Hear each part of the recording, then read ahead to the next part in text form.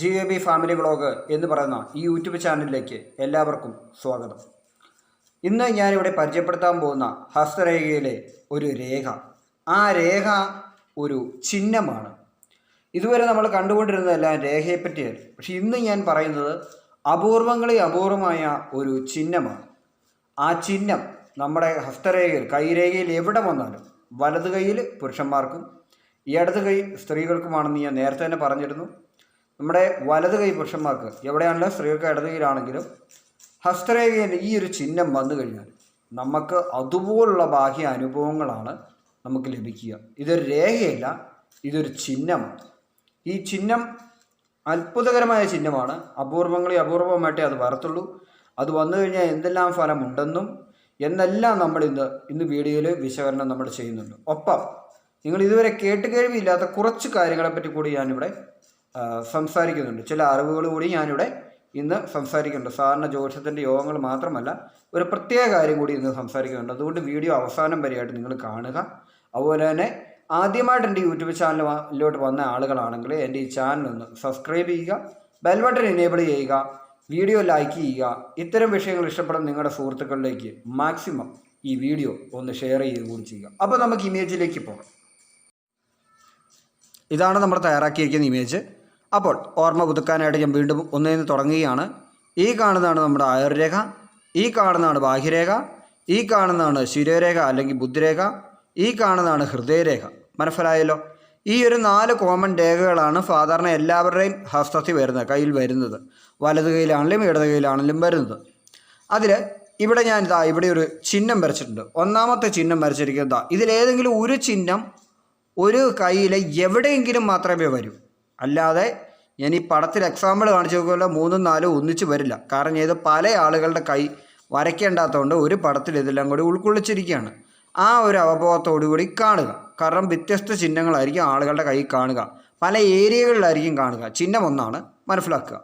ആദ്യമായി ഈ പെരുവിരലിന് താഴെയായിട്ട് ഈ ചിഹ്നം വന്നാൽ അങ്ങനെ വന്ന ആളുകളുടെ അനുഭവങ്ങൾ എന്തെല്ലാം എന്ന് പറയാം. ഈ ഒരു ചിഹ്നത്തിനെ അറിയപ്പെടുന്നത് താമര ചിഹ്നമെന്നാണ് കേട്ടോ. താമര നക്ഷത്രം വരാറുണ്ട്, താമര വരാറുണ്ട്, ത്രികോണം വരാറുണ്ട്, അമ്പടയാളം വരാറുണ്ട്, ചന്ദ്രക്കല വരാറുണ്ട്, എം അടയാളം വരാറുണ്ട്, എക്സ് അടയാളം വരാറുണ്ട്, വെറും ഒരു വര വരാറുണ്ട്, ജനൽ പോലുള്ള ഇത് വരാറുണ്ട്. അതുപോലെ തന്നെ സൂര്യചിഹ്നം വരാറുണ്ട്, നക്ഷത്രവും അമ്പും വരാറുണ്ട്. അങ്ങനെ പല പല പല ചിഹ്നങ്ങൾ വരാറുണ്ട് കൈരേഖയിൽ. ശംഖ് വരാറുണ്ട്, പലതും വരാറുണ്ട്. പിന്നെ മറുകളുടെ കാര്യമാണെങ്കിൽ ഒരുപാടുണ്ട്. പക്ഷെ മറുകൾ അശുഭ ലക്ഷണം തരുന്നതാണ്. നമുക്ക് നല്ല ലക്ഷണങ്ങൾ തരുന്ന കാര്യങ്ങളെപ്പറ്റി മാത്രം ഇപ്പം ചർച്ച ചെയ്യും. ഈ ചിഹ്നത്തിൻ്റെ പേരാണ് താമര. താമര വന്നാൽ കൈ ഹസ്തത്തിൽ എവിടെയെങ്കിലും താമര ഇന്നിപ്പം ഞാൻ പറയാൻ പോകുന്ന കാര്യം ഈ പെരുവിരലിന് താഴെയായിട്ട് ഈ ഒരു വീർത്ത് നിൽക്കുന്ന ഭാഗമുണ്ടല്ലോ, പെരുവിരലിന് താഴെയുള്ള നമ്മുടെ ഏരിയ, കൈയുടെ തടിയുള്ള ഏറ്റവും വലിയ ഏരിയ, ഈ ഭാഗം ഉയർന്നാണല്ലോ എല്ലാ ആളുകളുടെയും കാണുക. അപ്പോൾ ആ ഒരു ഭാഗം പുരുഷന്മാർക്ക് വലത് കൈ, സ്ത്രീകൾക്ക് ഇടത് കൈ. ഇവിടെ ഒരു താമരയാണെങ്കിൽ അപ്രതീക്ഷിത ധനബാഹ്യം, ലോട്ടറി, അങ്ങനെ നിങ്ങൾക്ക് സങ്കല്പിക്കാൻ പറ്റാത്ത രീതിയിൽ ധനത്തിൻ്റെ ഒരു അളവ്, കുത്തൊഴുക്കായിരിക്കും സംഭവിക്കുക. കാരണം ഈ ഒരു ചിഹ്നം അപൂർവങ്ങളിൽ അപൂർവമായി ആളുകൾക്ക് വരാറുള്ളൂ. കാരണം ഈ ചിഹ്നങ്ങൾ അങ്ങനെ നമ്മൾ കാണാറില്ല. സാധാരണ ആളുകളുടെ കൈകളിലൊന്നും നമ്മളിത് കാണാറില്ല. അത്രയ്ക്ക് അപൂർവമായ ഈ ഒരു താമര ചിഹ്നം വരികയുള്ളൂ. ഇങ്ങനെ താമര ചിഹ്നം വന്നു കഴിഞ്ഞാൽ സാമ്പത്തികത്തിൻ്റെ നില, വലിയ കോടീശ്വരനും പണക്കാരനും അതുപോലെ ലോട്ടറി പോലുള്ള കാര്യങ്ങൾ എടുത്തു കഴിഞ്ഞാൽ അത് അടിക്കുകയും സമ്മാന പദ്ധതികളിൽ വിജയം, ചെയ്യുന്ന പ്രവർത്തികളിലെല്ലാം വിജയം അതുപോലെ സംഭവിക്കുന്ന ഒരു ചിഹ്നമാണ് ഈ ചിഹ്നം, താമര ചിഹ്നം എന്ന് പറയുന്നത്. ഇനി ഈ താമര ചിഹ്നം ഇവിടെ നമ്മുടെ നടുവിരലിൻ്റെ താഴെയുള്ള ഈ ഭാഗത്തായിട്ട് വന്നു കഴിഞ്ഞാൽ വളരെയധികം ഉയർച്ചയാണ്. വാഹന ഉപയോഗങ്ങൾ വളരെയധികം വർദ്ധിക്കും. അനേകം വാഹനങ്ങൾ വാങ്ങാനുള്ള ഒരു യോഗമാണ് ഈ കാണിക്കുന്നത്. അനേകം വാഹനങ്ങളുടെ മുതലാളിമാരായവരുടെ ഒക്കെ കയ്യിൽ ചിലപ്പോൾ ഈ ഭാഗങ്ങളിൽ ഈ ചിഹ്നം കാണാൻ സാധ്യതയുണ്ട്.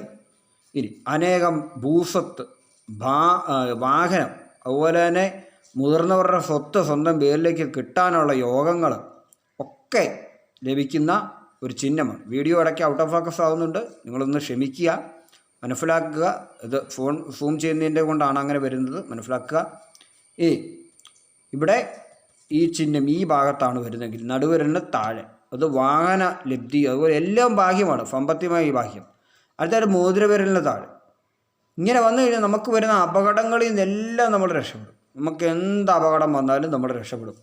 അന്തിമ വിജയം നമുക്ക് തന്നെ എന്നുള്ളതിൻ്റെ തെളിവാണ് ഈ കാണുന്ന മോതിരവിരലിന് താഴെയുള്ള താമര ചിഹ്നം. അപ്പം മനസ്സിലാക്കുക, ഇതിലേതെങ്കിലും ഒരു ഭാഗത്തേ വരൂ. ഒന്നാമതായി വരുന്ന ഭാഗം ഇത്, രണ്ടാമതായി വരുന്ന ഭാഗം ഇത്, മൂന്നാമതായി ഭാഗം വരുന്നത് ഇത്. ഇതെല്ലാം ചെറുവിരലിന് താഴെ വരാം, ഇവിടെ വരാം, അയൽരേഖയുടെ ഇവിടെ വരാം, താഴെ വരാം, ഈ ഭാഗങ്ങളിൽ വരാം, വിദേശരേഖയോട് അനുബന്ധിച്ച് വരാം, എവിടെ വേണേലും വരാം. ഇതെല്ലാം എവിടെ ഈ താമരച്ചിഹ്നം വന്നാലും ഇതൊരു ദോഷമല്ല.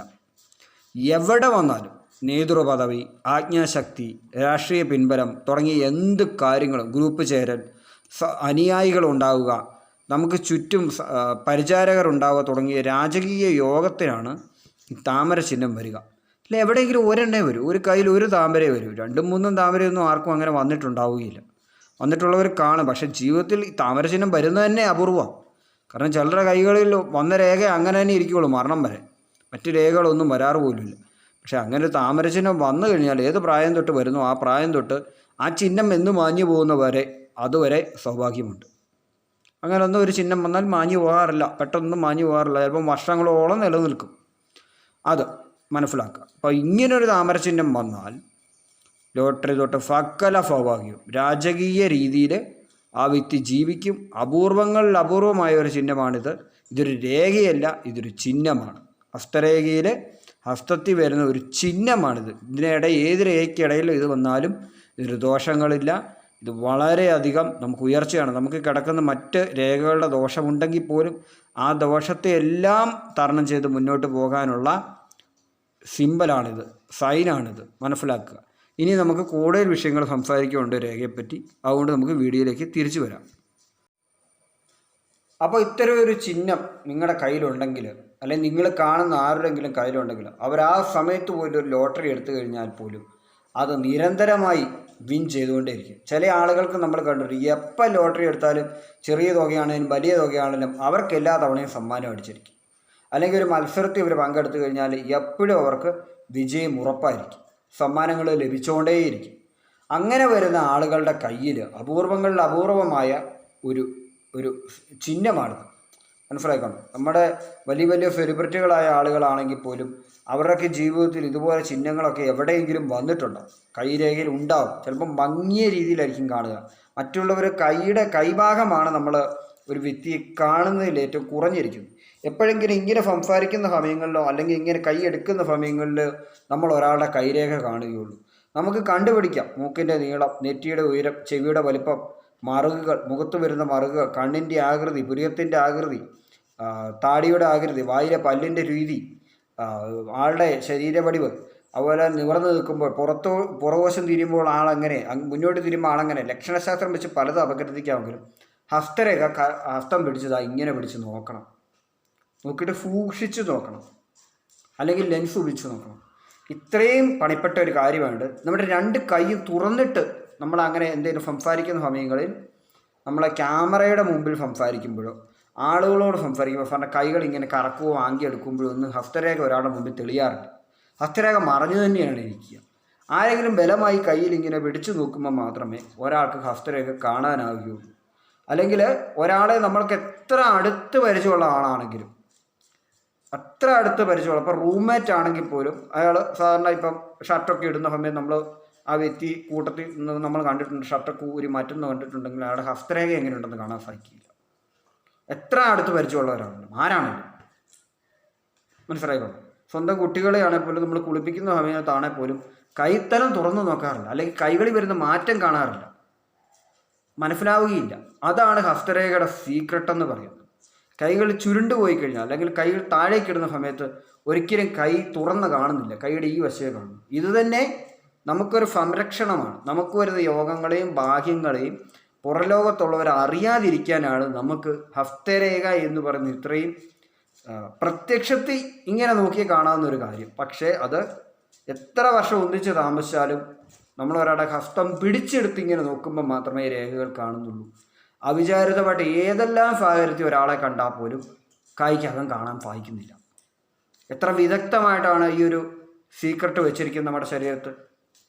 നമ്മുടെ ഫാമിലി മെമ്പേഴ്സ് ഇപ്പോൾ നമുക്ക് അറിയാം, നമ്മൾ എങ്ങനെയാണേലും നമ്മുടെ മേളിലുള്ള ഡ്രസ്സുകൾ നമുക്കതൊരു പൈക്ക് പറ്റി കിടക്കുമ്പോൾ ഒക്കെ നടുവ് തീരുമാനം ഒക്കെ ആയിട്ടൊക്കെയാണ് നമ്മൾ തൈല് വിടുമ്പോഴും ഒക്കെ ഒരാൾ നമ്മുടെ ഫാമിലി മെമ്പേഴ്സ് ആണെങ്കിൽ ഡ്രസ്സ് അല്പം റിമൂവ് ചെയ്ത് നമ്മൾ കാണാറുണ്ട്. എങ്കിൽ പോലും നമ്മൾ കൈത്തലം പിടിച്ചു വെച്ചാൽ മാത്രമേ കൈത്തലത്തിലുള്ള രേഖ കാണാൻ പറ്റും. ആരായിക്കോട്ടെ, 10 വർഷം ഒന്നിച്ച് താമസിച്ചവരായിക്കോട്ടെ, ആരായിക്കോട്ടെ, ഹസ്തരേഖയുടെ ഷേപ്പ് എന്തെന്ന് തമ്മി അറിയാൻ പറ്റത്തില്ല. മനസ്സിലായല്ലോ? അതാണ് ഹസ്തരേഖയുടെ മറവ്. വളരെയധികം രഹസ്യമായിട്ടാണ് ഇരിക്കുന്നത്. വളരെയധികം രഹസ്യമായിട്ടാണ് ഒരാളുടെ മുമ്പിൽ നിന്ന് നമ്മുടെ കൈരേഖ ഒളിച്ചിരിക്കുന്നു. നമ്മുടെ നടുവിൻ്റെ പുറത്തൊരു മറവുണ്ടെങ്കിൽ പോലും അത് ഏതെങ്കിലും രീതിയിൽ ആളുകൾ കാണാൻ സാധ്യതയുണ്ട്. പക്ഷേ നമ്മുടെ കൈത്തലത്തിൻ്റെ രീതി അത് വളരെയധികം, കൈ താഴേക്കിട്ട് നമ്മുടെ 2 തുടയിലും നമ്മുടെ കൈ ഇങ്ങനെ ഇരിക്കുകയാണ്. നടക്കുമ്പോഴും എല്ലാം ആ ഭാഗമാണ്. ഒരു മനുഷ്യൻ്റെ മുഖത്തിന് നേരെ വരുന്നത് കൈ തുറന്ന് അഭിവാദ്യം കൊടുക്കുമ്പോൾ മാത്രമാണ്. ഷെയ്ക്ക് ഹാൻഡ് കൊടുക്കുമ്പോൾ പോലും ഹസ്തരേഖ കാണാൻ സാധിക്കുന്നില്ല. കൈയുടെ ബലം മാത്രമേ അറിയാൻ പറ്റൂ. ഇങ്ങനെ വളരെയധികം ഒളിപ്പിച്ചിട്ടാണ് ഈ ഒരു കാര്യം നമുക്ക് ദൈവം തന്നിരിക്കുന്നത്.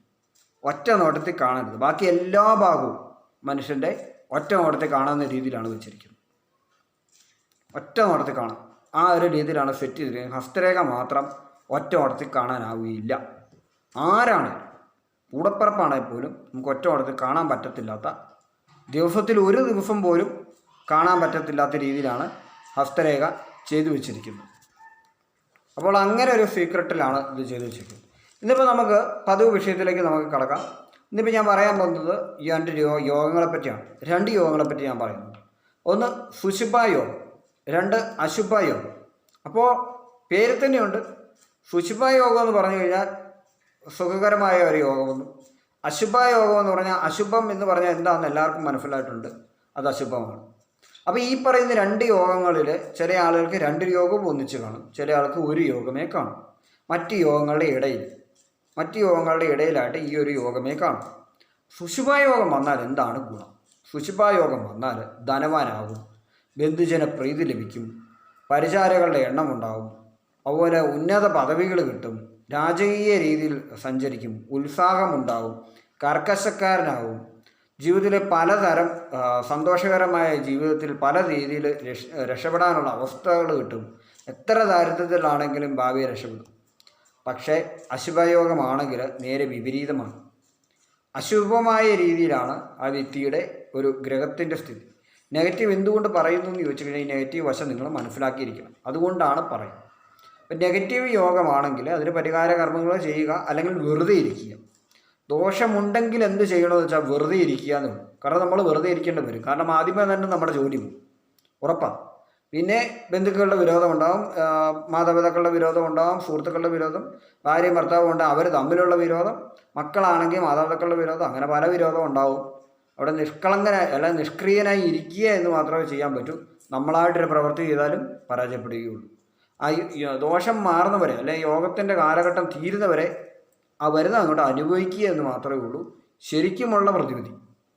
സൈലൻ്റ് ആവുക എന്നുള്ളതാണ് പ്രതിവിധി എന്ന് പറയുന്ന ഒരൊറ്റ കാര്യം.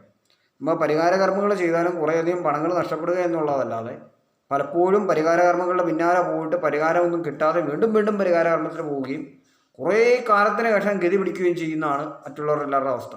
ആ ഗതി പിടിക്കുന്നത് എന്തുകൊണ്ടാണ്? ദോഷത്തിൻ്റെ ഗ്രഹം ഒഴിഞ്ഞു, യോഗം ഒഴിഞ്ഞു, ആ സമയത്ത് ഗതി പിടിച്ചു. ഇതുവരെ ചെയ്ത പരിഹാര കർമ്മങ്ങൾ കൊണ്ടല്ല ഉയർന്നത്, ആഗ്രഹം മാറിപ്പോയി, അത്രേ ഉള്ളൂ. അപ്പം ഗതി പിടിച്ചു. അതുവരെ നിഷ്ക്രിയനായി ഇരിക്കേണ്ടി വരും. നമ്മൾ ക്രിയ ചെയ്താലും കർമ്മം ചെയ്താലും നമ്മളെ കൊണ്ട് ചെയ്യിക്കത്തില്ല. അത് മനസ്സിലാക്കുക. അതാണ് ദോഷം, മനസ്സിലാക്കുക. അപ്പോൾ ഇവിടെ അശുഭയോഗമാണെങ്കിൽ എന്തെല്ലാമാണ് ആ വ്യക്തി കാണിച്ചു കൂട്ടുന്നത്? ആ വ്യക്തിക്ക് കാപട്യം നിറഞ്ഞ സ്വഭാവമുണ്ട്, വഞ്ചിക്കുന്ന സ്വഭാവമുണ്ട്, ക്രൂരമായ വാക്കുകൾ ഉപയോഗിക്കും, ക്രൂര പ്രവൃത്തികൾ ചെയ്യും തുടങ്ങിയവ അശുഭയോഗം ജാതകത്തിൽ വരുന്നത് കൊണ്ടാണ് വ്യക്തി അങ്ങനെ തീരുന്നത്. ആ വ്യക്തികളുടെ കുറ്റമല്ല. ഗ്രഹത്തിൻ്റെ ദൃഷ്ടി, നവഗ്രഹത്തിൻ്റെ ദൃഷ്ടി കൊണ്ട് ചില പ്രശ്നങ്ങൾ ഉണ്ടാവുന്നതാണ് ആ വ്യക്തിക്ക് അങ്ങനെ ഉണ്ടാകുന്ന ചില അനുഭവങ്ങൾ വന്ന് ജീവിതത്തിലേക്ക് കയറുന്നത്. അത് മനസ്സിലാക്കുക. അപ്പോൾ ശുഭായോഗം എന്ത്, അശുഭായോഗം എന്ത് എന്നുള്ളത് നിങ്ങൾക്കിന്ന് മനസ്സിലാക്കാം. ഇത്തരം യോഗങ്ങൾ എങ്ങനെയാണ് കണ്ടുപിടിക്കുക എന്ന് ചോദിച്ചു കഴിഞ്ഞാൽ ഒരു ജ്യോത്സ്യൻ്റെ അടുത്ത് ചെല്ലുക, അല്ലെങ്കിൽ ഒരു ആചാര്യൻ്റെ അടുത്ത് ചെന്ന് വെച്ച് നമ്മൾ നമ്മുടെ ഗ്രഹനില കൊടുത്ത് പരിശോധിപ്പിക്കുക. ഇന്ന യോഗങ്ങളുണ്ടോ എന്നുള്ളതും എത്ര യോഗങ്ങളുണ്ടെന്നും പേരുകൾ മനസ്സിലാക്കിയെടുക്കുക. സത്യസന്ധരായ ആളുകളുടെ അടുത്ത് ചെല്ലുക, അല്ലെങ്കിൽ ഇല്ലാത്ത യോഗമുണ്ടെന്ന് പറഞ്ഞു വിടും, അത് മനസ്സിലാക്കുക. ഇങ്ങനെയുള്ള കാര്യങ്ങളൊക്കെ വളരെ ബുദ്ധിപരമായി ചെയ്യുക. അപ്പോഴാണ് അതിൻ്റെ ഗുണങ്ങൾ മനസ്സിലാക്കുക. ഏത് പ്രായത്തിലാണ് യോഗങ്ങൾ തെളിയുന്നതെന്നുള്ള മനസ്സിലാക്കുക. അപ്പോൾ അതിനനുസരിച്ചുള്ള ഗുണങ്ങൾ ചെയ്യും. ഇനിയിപ്പോൾ അടുത്തായിട്ട് പറയാൻ പോകുന്നത്, ഞാൻ പറഞ്ഞു പൊരുത്തത്തിൻ്റെ കാര്യങ്ങൾ പറഞ്ഞു. ഇപ്പോൾ ദിനപ്പൊരുത്തത്തെ പറ്റി നമ്മളിവിടെ അശ്വതി മുതൽ നമ്മൾ ഇവിടെ കഴിഞ്ഞ ദിവസം അത്തം വരെയുള്ള അത്തം ചിത്തിര വരെയുള്ള നമ്മൾ പറഞ്ഞു കഴിഞ്ഞു. ചിത്തിര വരെയുള്ള ആളുകൾക്ക് ഏതെല്ലാം നക്ഷത്രക്കാരുമായിട്ട് പൊരുത്തമില്ല എന്നുള്ളത് നമ്മളൊന്ന് സംസാരിച്ചിരുന്നു. ഇന്ന് നമ്മൾ സംസാരിക്കാൻ പോകുന്നത് ചോതി നക്ഷത്രക്കാരെക്കുറിച്ചാണ്. അപ്പോൾ നമ്മൾ കഴിഞ്ഞ ദിവസം ഇന്നലെ വരെയാണ് സംസാരിച്ചത്. ഇന്നൊന്ന് ഞാൻ പറഞ്ഞു പോയി, ഇന്നലെ വരെയാണ് നമ്മൾ ചിത്രക്കാരെ സംസാരിച്ചത്. ഇനി നമ്മൾ സംസാരിക്കുന്നത് ചോതി നക്ഷത്രക്കാരെ കുറിച്ചാണ്. അപ്പോൾ ചോതി നക്ഷത്രക്കാർക്ക് ആരെല്ലാമായിട്ട് പൊരുത്തമില്ല എന്നുള്ളത് നമുക്ക് മനസ്സിലാക്കാം. ചോതി നക്ഷത്രക്കാരുമായിട്ട് ആരെല്ലാമായിട്ട് നമുക്ക് പൊരുത്തമില്ല എന്ന് ചോദിച്ചു കഴിഞ്ഞാൽ അനിഴ നക്ഷത്രക്കാരുമായിട്ട് ചോതി നക്ഷത്രക്കാർക്ക് പൊരുത്തമില്ല. അപ്പോൾ കലണ്ടറിൽ അനിഴം വരുന്ന ദിവസവും അതുപോലെ തന്നെ അനിഴത്തിൽപ്പെടുന്ന ഒരാളുമായിട്ടുള്ള സുഹൃത്ത് ബന്ധം, പരിചയം തുടങ്ങിയ ചോതി നക്ഷത്രക്കാരെ കുഴപ്പത്തിൽ കൊണ്ട് ചാടിക്കും എന്നുള്ളത് മനസ്സിലാക്കുക. മൂലം നക്ഷത്രവുമായിട്ട് ചോതി നക്ഷത്രത്തിന് പൊരുത്തമില്ല, അതും അല്പ പൊരുത്ത പ്രശ്നമുണ്ട് എന്നുള്ളത് മനസ്സിലാക്കുക. മൂലം നക്ഷത്രത്തിലുള്ള ആളെ കാണുന്നതും അതുപോലെ തന്നെ ആ ദിവസം വരുന്ന കലണ്ടറിൽ ആ ദിവസം വരുന്ന ദിവസവും അത്ര ശുഭകരമല്ല എന്നുള്ളത് മനസ്സിലാക്കുക.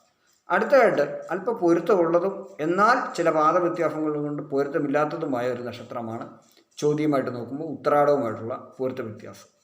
ചില പാദക്കാർ ചില പാദത്തിലുള്ള ചോദ്യക്കാരുമായിട്ട് നല്ല പൊരുത്തമായിരിക്കും, ചില പാദക്കാർ ചോദ്യക്കാരുമായിട്ട് വികർഷണത്തിലായിരിക്കും, ആഷണം കാണുകയില്ല, അല്ലെങ്കിൽ പൊരുത്തം ഉണ്ടാവുകയില്ല. അത് മനസ്സിലാക്കുക. അപ്പോൾ ചോദ്യം ഉത്രാടവും വേണമെങ്കിൽ പൊരുത്തമില്ല എന്നുള്ളത് നമുക്ക് പറയാം. ഉത്രാടം വരെ ദിവസവും വേണമെങ്കിൽ പൊരുത്തമില്ല എന്നുള്ളത് പാദവ്യത്യാസം അനുസരിച്ച് പൊരുത്തമില്ല എന്ന് മനസ്സിലാക്കുക.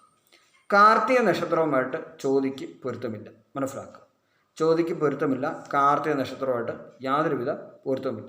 കാർത്തികയെ വരുന്ന ആളുകളുമായിട്ടും അതുപോലെ തന്നെ കാർത്തിക വരുന്ന ദിവസവും പൊരുത്തമില്ലെന്ന് മനസ്സിലാക്കുക. രോഹിണി നക്ഷത്രവുമായിട്ട് ചോദിക്ക് പൊരുത്തമില്ലെന്ന് മനസ്സിലാക്കുക. അപ്പോൾ തീർച്ചയായും മനസ്സിലാക്കുക, രോഹിണി നക്ഷത്രവുമായിട്ട് ചോദിക്ക് പൊരുത്തമില്ലെന്ന് മനസ്സിലാക്കുക. രോഹിണിപ്പെടുന്ന ഒരു വ്യക്തി മുന്നിൽ വരുമ്പോഴും രോഹിണി വരുന്ന ദിവസവും അത്ര പൊരുത്തമില്ലെന്ന് മനസ്സിലാക്കുക. രേവതിയുമായിട്ട് ചോദിക്ക് പൊരുത്തമില്ലെന്ന് മനസ്സിലാക്കുക. രേവതിയുമായിട്ട് ചോദിക്ക് പൊരുത്തമില്ല. രേവതിപ്പെടുന്ന ഒരാളുമായിട്ടുള്ള സ്വകാസത്തിലും പ്രശ്നമുണ്ടാകുന്നുണ്ട്. രേവതിയിലുള്ള ദിവസം വരുന്നതും ചോദിക്ക് പൊരുത്തമില്ലെന്ന് മനസ്സിലാക്കുക. അടുത്തായിട്ട് മകീര നക്ഷത്രമാണ്. മകീര നക്ഷത്രവുമായിട്ട് ചോദിക്ക് പൊരുത്തമില്ല. പൊരുത്തമില്ലാത്തത് കൊണ്ട് തന്നെ മകേരത്തിൽപ്പെടുന്ന ഒരാളുമായിട്ടും തർക്കങ്ങളും വാക്കർക്കങ്ങളും പ്രശ്നം ഉണ്ടാകാൻ സാധ്യതയുണ്ട്. മകേരം വരുന്ന ദിവസവും അല്പം ശുഭകരമല്ല എന്നുള്ളത് മനസ്സിലാക്കുക. ഇത്രയും നക്ഷത്രങ്ങളാണ് ചോദ്യമായിട്ട് വികർഷണം സംഭവിക്കുന്ന നക്ഷത്രങ്ങൾ.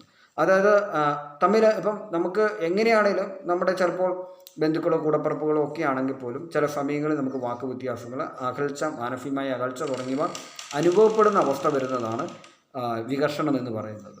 ഇത് പ്രത്യക്ഷത്തിൽ ഉണ്ടാവാറില്ല. ചില ചോദ്യക്കാരുടെ ഇടപെടലുകൾ അങ്ങനെയാണ്, അവർ ഇടപെടുന്ന രീതി അതാണ്.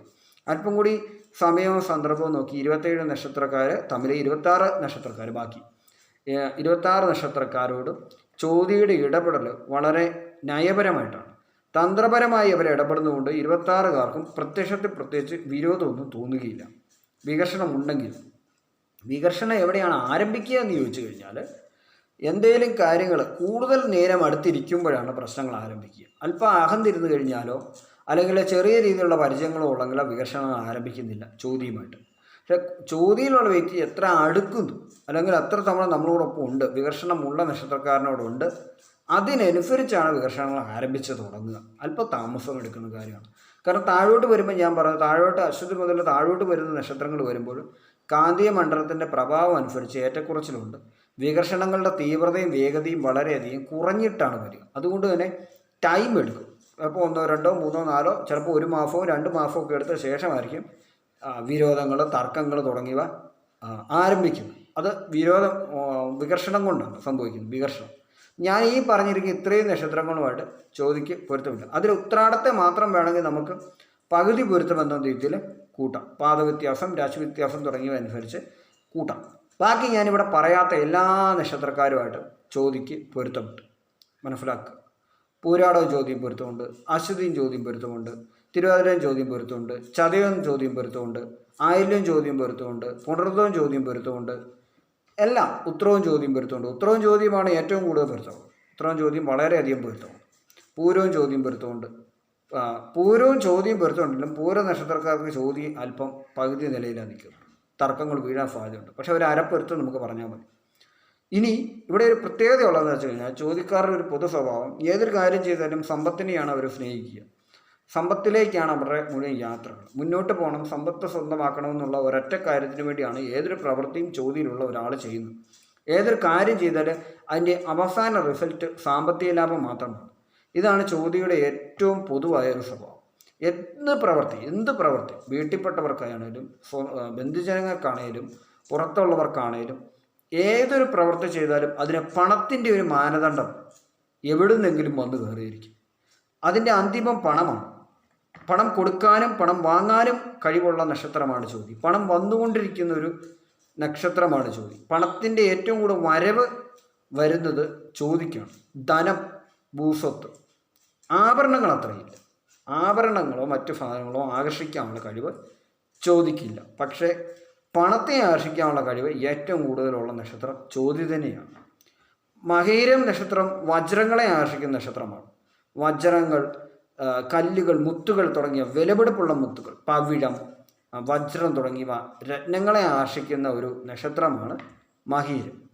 ചോതി എന്ന് പറയുന്ന നക്ഷത്രം പണത്തിനെയാണ്, ആഭരണങ്ങളെയല്ല ആകർഷിക്കുക. പണം തുടങ്ങിയ വസ്തുക്കളെയാണ്, പണപരമായി ചെയ്യാൻ പറ്റുന്ന ചില വസ്തുക്കൾ, ആഭരണം ഒഴിച്ച് അങ്ങനെയുള്ള വസ്തുക്കളെ ആകർഷിക്കുന്ന ഒരു നക്ഷത്രമാണ് ചോതി എന്ന് പറയുന്നത്. തിരുവാതിരയാണെങ്കിൽ സ്വർണത്തിനെയാണ് ആകർഷിക്കുക, വസ്ത്രത്തെയും. പണത്തിനെ ആകർഷിക്കാൻ കൂടുതൽ അവർ സ്വർണത്തിനെയും വസ്ത്രത്തെയാണ് ആകർഷിക്കുക ഏറ്റവും കൂടുതൽ ആ നക്ഷത്രത്തിൻ്റെ രീതി. അപ്പം പല നക്ഷത്രർക്കും പലതുമുണ്ട്. ഇപ്പോൾ രേവതിയിലുള്ളവരാണെങ്കിൽ അവർക്ക് ഇതാണ് സൗഭാഗ്യങ്ങൾ അവർ ആകർഷിക്കാറുണ്ട്, അവർക്ക് സമാധാനം അവർ ആകർഷിക്കാറുണ്ട്. അങ്ങനെയുള്ള കാര്യങ്ങളാണ് അവരുടെ ആകർഷണ പാരതിയിലേക്ക് വരിക. ധനമല്ല കൂടുതലായിട്ട് അവർക്ക് വരിക, ഭാഗ്യ അനുഭവങ്ങളാണ് അവർക്ക് കൂടുതലായിട്ട് വരിക. ഭാഗ്യ അനുഭവങ്ങൾ മാത്രമാണ് അവർക്ക് കൂടുതലായിട്ട് വരിക. അതുകൊണ്ട് തന്നെ പിന്നെ ലളിതമായ ജീവിതം അവർ തിരഞ്ഞെടുക്കുന്നതുകൊണ്ട് അവർക്ക് അതിനനുസരിച്ചുള്ള ഒരു ഉയർച്ച കിട്ടത്തുള്ളൂ. അവനവൻ്റെ പ്രയത്നം പോലാണ് ബാക്കി വരുന്നത്. മനസ്സിലാക്കുക. മറ്റുള്ള നക്ഷത്രങ്ങൾക്ക് ഒരു പരിധി വരെ പലതിനോടും ആകർഷിക്കാനുള്ള കഴിവുകളില്ല. പലതും ആകർഷിച്ച് സ്വന്തം പരിധിയിലേക്ക് കൊണ്ടുവരാൻ സാധിക്കുന്നതല്ല. ചില കാര്യങ്ങൾ ആകർഷിക്കത്തേ ഇല്ല.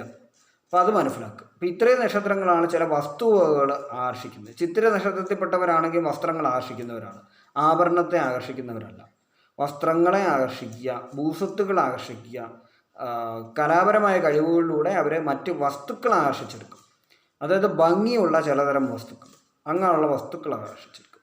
ചതയം പണത്തിനെ ആകർഷിക്കുന്ന ഒരു നക്ഷത്രമാണ്. പക്ഷേ അവർക്ക് ശനിദശ വരുന്ന സമയത്താണ് അവർ പണത്തിനെ ആകർഷിക്കുന്നത്. ദോഷ സമയത്ത് മാത്രം പണത്തിനെ ആകർഷിക്കുകയും നല്ല സമയം മുഴുവൻ കഷ്ടപ്പെടേണ്ടതായി വരുന്ന അവസ്ഥയുള്ള നക്ഷത്രക്കാരാണ് ചതയം. അവർക്ക് നാശം തുടങ്ങുമ്പോഴാണ് സത്യത്തിൽ അവരുടെ കയ്യിലോട്ട് പണം വരുന്നത് തന്നെ. അങ്ങനെ തിരിഞ്ഞ രീതിയിൽ ആകർഷിക്കുന്ന ഒരു നക്ഷത്രമാണ് ചതയം എന്ന് പറയുന്നത്.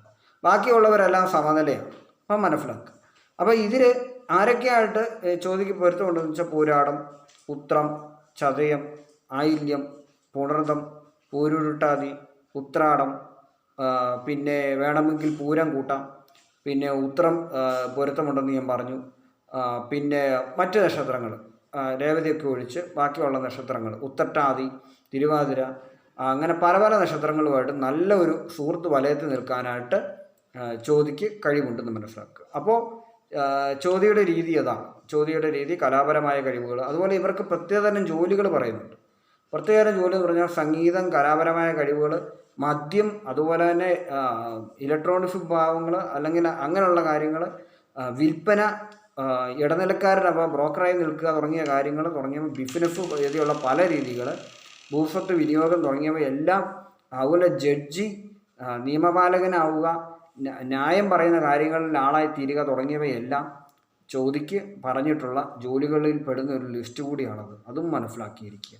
അപ്പം അത്രയും കാര്യങ്ങളാണ് ദിനപ്പൊരുത്തത്തിൽ ഞാൻ ഇന്ന് പറയുന്ന വിഷയങ്ങൾ. അടുത്തായിട്ട് ഞാൻ പറയുന്ന ഒരു പ്രത്യേകതര അറിവാണ്. അതായത് നമുക്ക് ഓരോ നക്ഷത്രക്കാരും ഒക്കെ ഓരോ ദേവതയെ തീരുമാനിച്ചിട്ടുണ്ട്. ഇഷ്ടദൈവം ആര് എന്ന് ചോദിക്കുമ്പോൾ ഏത് മതത്തിലാണേലും, ഹിന്ദു മതത്തിലാണെങ്കിലും ഏത് മതത്തിലാണേലും നമുക്ക് ഇഷ്ടദൈവത്തെ ചോദിക്കുമ്പോൾ നമ്മുടെ മനസ്സിലേക്ക് വരുന്ന ഒരു ദൈവത്തിൻ്റെ രൂപമുണ്ട്. ആ ദൈവമാണ് നമുക്ക് ഇഷ്ട ദൈവം എന്ന് പറയുന്നത്. പക്ഷേ നമ്മളോട് പൊരുത്തമുള്ള ദൈവമാണോ പൊരുത്തമില്ലാത്ത ദൈവമാണോ എന്നുള്ളത് കൂടി ചില സമയങ്ങളിൽ കണക്കിലെടുക്കേണ്ടി വരും. ചില സമയങ്ങളിൽ ചില ദേവന്മാരെ വിളിക്കുമ്പോൾ അല്ലെങ്കിൽ നമുക്ക് ചില സമയങ്ങളിൽ ചില വിപരീത ഫലങ്ങൾ ഉണ്ടാവാറുണ്ട്. അതും നമ്മൾ ചില സമയങ്ങളിൽ നോക്കേണ്ടതായി വരും. അങ്ങനെ കൂടുതലായി വിശ്വസിക്കുന്ന ആളുകളാണെങ്കിൽ തീർച്ചയായും നോക്കേണ്ടതായി വരും. ചിലപ്പോൾ ചില നക്ഷത്ര പൊരുത്തം പോലെ ചില ദേവന്മാരുമായിട്ട് പൊരുത്തക്കുറവുകൾ ചില സമയം വരാറുണ്ട്. പക്ഷെ ദൈവം എല്ലാവരുമായിട്ടും അനുഗ്രഹങ്ങൾ കൊടുക്കുന്നുണ്ടെങ്കിലും ആദ്യം അനുഗ്രഹങ്ങൾ കിട്ടുന്ന അല്ലെങ്കിൽ ഏത് രീതിയിലുള്ള അനുഗ്രഹമാണ് ആദ്യം ലഭിക്കുക എന്നുള്ളത് നമുക്ക് ഇന്നിപ്പോൾ നമ്മൾ പറയുന്നത് ഇവിടെ ശിവഭഗവാൻ എന്ന് പറയുന്ന ഭഗവാന്റെ കടാക്ഷം ആരിലൊക്കെ ലഭിക്കും, അല്ലെങ്കിൽ ശിവഭഗവാന്റെ അംശത്തിൽ ജനിച്ച ആളുകൾ ആരല്ല എന്നു പറയുന്ന ഒരു കണക്കുകൂടി ഞാനിവിടെ പറയുന്നുണ്ട്. ഇതാണ് ഞാൻ വീഡിയോയിൽ ആദ്യം പറഞ്ഞത്. വേറൊരു രഹസ്യം കൂടി ഞാൻ നിങ്ങളോട് പറയുന്നുണ്ട് എന്ന് പറയുന്നത്. കുറേ അധികം നക്ഷത്രക്കാരുടെ ലിസ്റ്റ് വരുന്നത് ശിവപ്രീതി ലഭിക്കുന്ന ആളുകളായിട്ടാണ് പറയപ്പെടുന്നത്. കാരണം എന്ന് വെച്ച് കഴിഞ്ഞാൽ അവരുടെ ഒരു ഗ്രഹനില എങ്ങനെയാണ്, ആ രാശിയെ ശിവൻ കൂടുതലായി സ്നേഹിക്കുന്നതുകൊണ്ടുമാണ് അങ്ങനെ ഒരു ഒട്ടുമുക്കാൽ രാശികളും ഒട്ടുമുക്കാൽ നക്ഷത്രങ്ങളും ശിവപ്രീതി വരുന്ന നക്ഷത്രങ്ങൾ. കാരണം വെച്ച് കഴിഞ്ഞാൽ അങ്ങനെയാണ് അതിൻ്റെ ഘടന. ബാക്കിയുള്ള നക്ഷത്രക്കാർ മാത്രമേ ബാക്കിയുള്ള ദേവതകളുമായിട്ട് പൊരുത്തത്തിൽ കിടക്കുന്നുള്ളൂ. ഏറ്റവും കൂടുതൽ പൊരുത്തമുള്ളത് വെച്ചിരിക്കുന്നത് ശിവപ്രീതിയിലാണ്. അപ്പോൾ അതല്ല ഏതെല്ലാം നക്ഷത്രങ്ങളാണെന്ന് നമുക്കിവിടെ നിന്ന് അനലൈസ് ചെയ്യാം. ചിലപ്പോൾ ശിവപ്രീതി ഉണ്ടെങ്കിലും നേരിട്ട് ഇപ്പോൾ തിരുവാതിര നക്ഷത്രമാണ് ശിവൻ്റെ നക്ഷത്രം എന്ന് പറഞ്ഞു. പക്ഷേ നേരിട്ട് തിരുവാതിരയെ കാണുമ്പോൾ ദേഷ്യം പിടിക്കുകയും പൊരുത്തമില്ലാതെ നിൽക്കുന്ന ആളുകൾക്കും ശിവപ്രീതി ദേവത മുഖേന വരാറുണ്ട്. അതും മനസ്സിലാക്കുക. അതിൽ ഒന്നാം സ്ഥാനത്ത് നിൽക്കുന്ന നക്ഷത്രക്കാരാണ് ഭരണി നക്ഷത്രക്കാർ. ഭരണി നക്ഷത്രക്കാർക്ക് ശിവപ്രീതി കൂടുതലാണ്. പക്ഷേ ഒരു പ്രശ്നമാണ്, തിരുവാതിരയിൽപ്പെട്ട ദിവസവും തിരുവാതിരയിൽപ്പെട്ട ആളും ഭരണി നക്ഷത്രക്കാർക്ക് പൊരുത്തമില്ല. മനസ്സിലാക്കിയിരിക്കുക. നേരിട്ട് പൊരുത്തമില്ല, പക്ഷേ ദേവതാപ്രീതി കിടപ്പുണ്ട്. മനസ്സിലാകും. എങ്ങനെയാണ് അതിൻ്റെ രീതി മനസ്സിലാകും. അടുത്തായിട്ട് പറയാനുള്ള കാർത്തിക നക്ഷത്രക്കാരാണ്. കാർത്തിക നക്ഷത്രക്കാർക്ക് ശിവപ്രീതി ലഭിക്കുന്നതാണ്. അവർക്ക് ശിവപ്രീതി കിടപ്പുണ്ട്. അവർക്ക് അങ്ങനെയുള്ള നാമങ്ങൾ വായിച്ച് എടുക്കാവുന്ന. അടുത്തായിട്ട് അശ്വതി നക്ഷത്രമാണ്. അശ്വതി നക്ഷത്രത്തിനും ശിവപ്രീതിയുണ്ട്. ഒന്നാം നക്ഷത്രമാണ്. മേടരാശി തന്നെയുള്ള നക്ഷത്രമാണ്. ഒന്നാം നക്ഷത്രമാണ്. ശിവപ്രീതി ഉണ്ട്. അപ്പം ശിവപ്രീതിയും കടാക്ഷവും ഉള്ള ഒരു നക്ഷത്രമാണ് എന്നുള്ളത്, കാവലുണ്ട് എന്നുള്ള ഒരു ഇതാണ്. അടുത്തായിട്ട് പറയുന്നത് തിരുവാതിര നക്ഷത്രക്കാരാണ്. യഥാർത്ഥ നക്ഷത്രത്തിൻ്റെ രൂപവും യഥാർത്ഥ നക്ഷത്രവും യഥാർത്ഥ ആളും അത് തന്നെയാണ്. അപ്പോൾ തിരുവാതിരക്കാരാണ് ശിവപ്രീതിയിൽ മൊത്തമായി ജനിച്ചിരിക്കുന്ന ഒരു വ്യക്തി. ബാക്കിയുള്ളവർക്കെല്ലാം അംശമാണ് ലഭിച്ചിരിക്കുന്നത്, അംശം മാത്രം. ബാക്കി തിരുവാതിരക്കാർ മാത്രമാണ് ഫുള്ളായിട്ട് വരുന്നത്. പക്ഷേ മറ്റുള്ളവർക്കെല്ലാം അതിൻ്റെ ഒരു പ്രഭാവമായ അംശമാണ് ലഭിച്ചിരിക്കുന്നത്. അതിലിപ്പോൾ ഞാൻ പറഞ്ഞിരിക്കുന്ന ഇത്രയും നക്ഷത്രക്കാർ ശിവപ്രീതിയിലുള്ളതാണ്. അടുത്തായിട്ട് പറയാനുള്ളത് ഇതുപോലെ തന്നെ മുരുകപ്രീതി ലഭിക്കുന്ന നക്ഷത്രങ്ങൾ. ശിവപ്രീതി ലഭിക്കുന്ന എല്ലാ നക്ഷത്രങ്ങൾക്കും മുരുകപ്രീതി ലഭിക്കും. ഇതാണ് അതിൻ്റെ പ്രത്യേകത. പിന്നെ അതുപോലെ തന്നെ പാർവതിയുടെ ഈ പ്രീതിയും ലഭിക്കുന്നുണ്ട്. 3 ദേവതാഗണത്തിൻ്റെ പ്രീതിയും ഞാൻ ഈ പറഞ്ഞ നക്ഷത്രങ്ങൾ ലഭിക്കുന്നുണ്ട്. തീർന്നിട്ടില്ല, കുറേ അധികം നക്ഷത്രങ്ങൾ വരുന്നുണ്ട്. പുണർദം നക്ഷത്രം, പൂയൻ നക്ഷത്രം, ആയില്യം നക്ഷത്രം, ഇവർക്കും ശിവപ്രീതി ലഭിക്കുന്നതാണ്. ശിവപ്രീതിയുടെ കടാക്ഷം ലഭിക്കുന്നതാണ്. അടുത്തായിട്ട് ഉത്രം നക്ഷത്രം, അത്തം നക്ഷത്രം, ചിത്തിര നക്ഷത്രം, ഇവർക്കും ശിവപ്രീതി ലഭിക്കുന്നതാണ്, മുരുകപ്രീതി ലഭിക്കുന്നതാണ്, പാർവതി പ്രീതി ലഭിക്കുന്നതാണ്. അവിട്ടം, ചതയം, പൂരുരുട്ടം, ഇത്രയും നക്ഷത്രക്കാർക്കും ശിവപ്രീതി ലഭിക്കുന്നതാണ്. ബാക്കിയുള്ള നക്ഷത്രക്കാർ ഭജിക്കുമ്പോൾ എന്ത് സംഭവിക്കുമെന്ന് വെച്ചാൽ ചില സമയങ്ങളിൽ യാതൊരുവിധ ഫലവും അനുഭവപ്പെടത്തില്ല. അതാണ് അതിൻ്റെ പ്രത്യേകത. അപ്പോൾ മനസ്സിലാക്കുക, എന്തെങ്കിലും കാരണവശാൽ നിങ്ങളുടെ നാമങ്ങൾ ജപിക്കുമ്പോൾ ചിലപ്പോൾ ഒരു ഫലവും അനുഭവപ്പെടാത്ത രീതിയിലുള്ള അനുഭവങ്ങൾ ജീവിതത്തിലെ ആദ്യ കാലഘട്ടം തൊട്ട് തുടങ്ങുകയാണെങ്കിൽ നിങ്ങൾ ഈ ഒരു നക്ഷത്രത്തിൽപ്പെട്ട ആളുകളല്ല, അല്ലെങ്കിൽ ഈ ഇത്രയും ഞാൻ പറഞ്ഞ നക്ഷത്രത്തിൽപ്പെട്ട ആളുകളല്ലാതെ മറ്റാരെങ്കിലും ശിവഭഗവാനെ ഭജിക്കുന്നുണ്ടെങ്കിൽ ചില സമയങ്ങളിൽ അവർക്ക് യാതൊരുവിധ ഫലവും അനുഭവപ്പെടാതെ വരുന്ന അവസ്ഥയുടെ കാരണം അത് നാം ജപിക്കുന്ന കൂടെ ജപിച്ചു പോകുന്നതല്ലാതെ അതിൽ ഒരു ശക്തമായ ബദ്ധിയോ മറ്റു ദൈവങ്ങളോടായിരിക്കും. കൃഷ്ണനോടും കൃഷ്ണ ഭഗവാനോടും മറ്റ് ദൈവങ്ങളോടും കൂടുതൽ തോന്നുന്ന പ്രീതിയോടുകൂടി കൂടുതൽ പ്രീതികൾ അനുഭവപ്പെടാൻ നിൽക്കുന്നതിന് കാരണം ഇപ്പോൾ പറഞ്ഞ ലിസ്റ്റിലുള്ള ആളുകളാണ് അംശത്തിലുള്ളവരും തിരുവാതിര ഉള്ളവരാണ് മുഴുവനായിട്ടുള്ളത്. അത്രയും ആളുകളുടെ ഒരു പ്രഭാവലയം മറ്റുള്ളവരിലേക്ക് എത്തുന്നില്ലാത്തതുകൊണ്ട് മാത്രമാണ് അവിടെ ഒരു കടാക്ഷങ്ങൾ കുറഞ്ഞു നിൽക്കുന്നതെന്ന് മനസ്സിലാക്കുക. അപ്പം ഞാൻ ഒന്നുകൂടി എടുത്തു പറയുന്നു, ഏതെല്ലാം നക്ഷത്രങ്ങളുണ്ടെന്ന് നമുക്ക് ഒന്നുകൂടി നോക്കാം. ചിലപ്പോൾ നിങ്ങൾ പെട്ടെന്ന് കേട്ടെങ്കിൽ മനസ്സിലാവുകയില്ല, ഒന്നൊരു പറയാൻ നിർത്തി പറയാം. ഭരണി നക്ഷത്രം. അപ്പം ഭരണി നക്ഷത്രത്തിന് ഞാൻ പറഞ്ഞു പൊരുത്തക്കുറവുണ്ട്, തിരുവാതിരയായിട്ട് പൊരുത്തക്കുറവുണ്ട്. ആളുമായിട്ടും ദിവസവുമായിട്ടുണ്ടെങ്കിലും ദൈവവുമായിട്ട് ഇല്ല. അടുത്തായിട്ട് കാർത്തിക നക്ഷത്രക്കാരെയാണ് പറയുന്നത്. കാർത്തിക നക്ഷത്രക്കാർക്ക് ശിവകടാക്ഷമുണ്ട്.